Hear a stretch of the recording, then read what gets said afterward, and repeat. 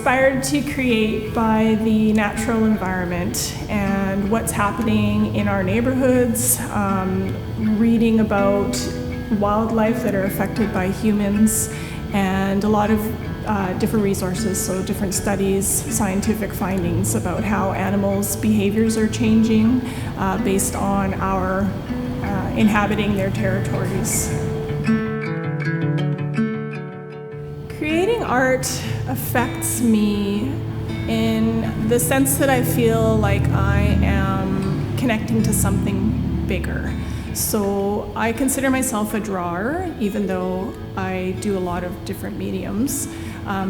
Whenever I'm drawing and I'm hand to paper, I can't help but think about sort of caveman drawing, right? So it's the same act that we've been doing since long ago. It's the physical connection to a surface with your hand. So for me, if I think about it while I'm working on it, drawing is like connecting to something way bigger than myself.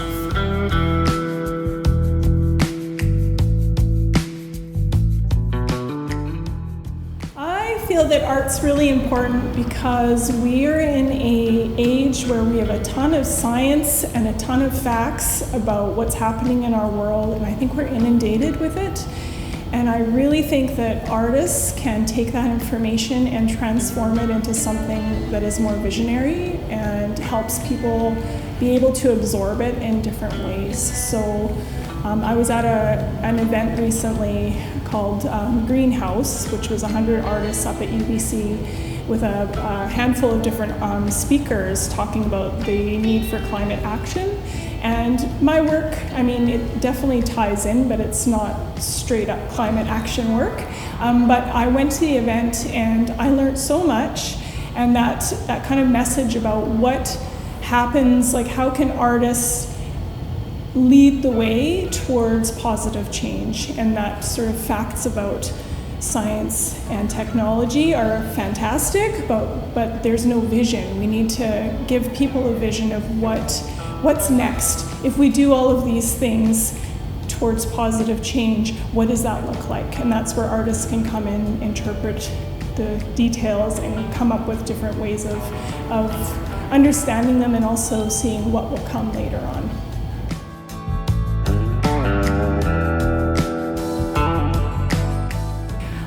Making artwork for me is all about service. So rather than volunteering with wildlife organizations, which I do and donate to as well, for me, creating is about pulling together different environmental interests and creating a story or reframing it in a way that people think about it differently. So I did a lot of work about wildlife stats, for instance, the number of bears, for instance, in BC that are by month, by year, that are destroyed because of primarily their interactions with humans.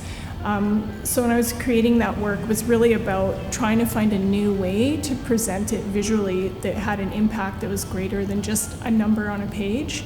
So that work I felt was really successful, and it's because it provided a different way of viewing an issue that we're facing with wildlife. So all of my work comes from a place of wanting to relay something factual or something that I see as an issue or something that maybe people don't generally think of as an issue, but reframing it in a way that makes them think and hopefully makes them leave the work and apply that sort of behavior or a change in perspective in their daily life so that it actually positively impacts wildlife in the real world.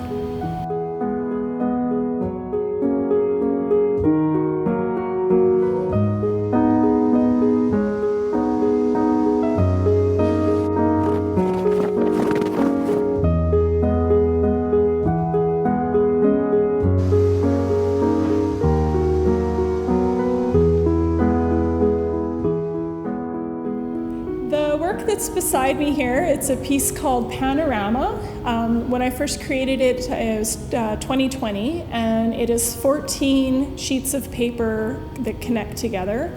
The first time I showed it, it was one big long piece, which is 30 feet long, but obviously right now I have it displayed doubled up.